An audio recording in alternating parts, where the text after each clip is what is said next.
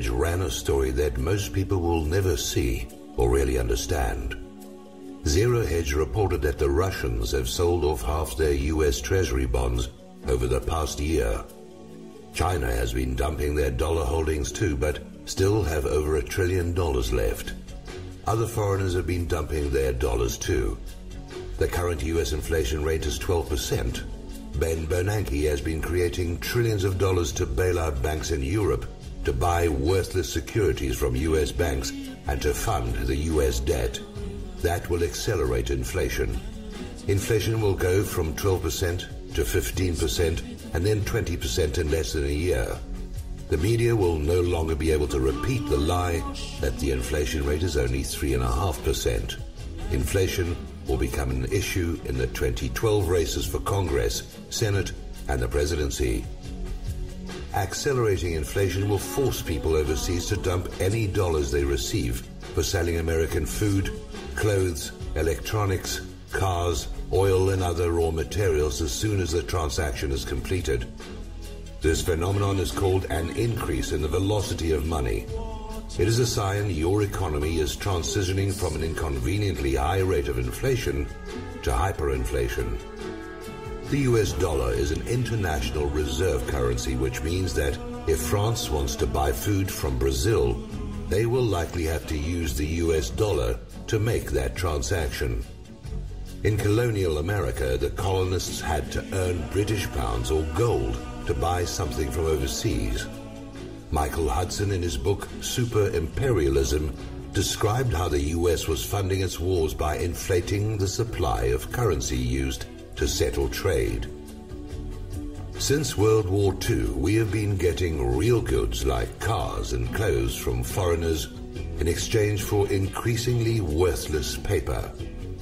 When Hudson explained this to the Pentagon, a general said, "Wow, we are ripping people off." I would define hyperinflation as beginning at around 25% for an international reserve currency like the dollar. That is why when inflation surged in the latter part of the Carter presidency in 1979 to 80, Chairman of the Federal Reserve Paul Volcker raised interest rates. Home mortgages went to 15.5%. Ben Bernanke cannot raise interest rates today. His only option would be to devalue the dollar, which is what he said he would do in the now infamous speech he made in Washington, D.C. on the 21st of the 11th, 2002. That means after the 2012 elections, the Russians, the Chinese, Iran, Venezuela, plus their client states and a few other nations can and will force a devaluation of the dollar by refusing to accept Federal Reserve notes in international trade. If Americans balk, China just has to dump $100 billion and buy commodities, driving the price of food out of the reach of Walmart shoppers. Of course, I realize the Chinese will be doing just what the bankers want them to do. An international conference will be held at which the dollar will be devalued by about 40%, as predicted by Bernanke. This will complete that 50% pay cut I've been predicting. The Chinese will have dumped most of their dollars before the conference so that their economy will not be harmed by a dollar devaluation. If Americans can't afford to buy Chinese products, China will just sell them to people whose currencies were revalued upwards.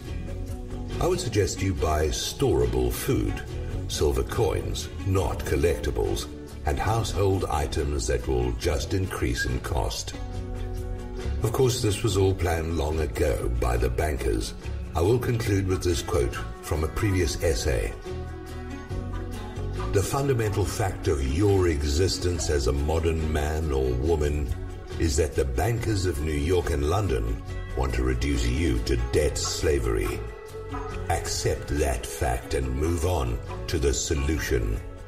That is their plan for you. What is your plan for them?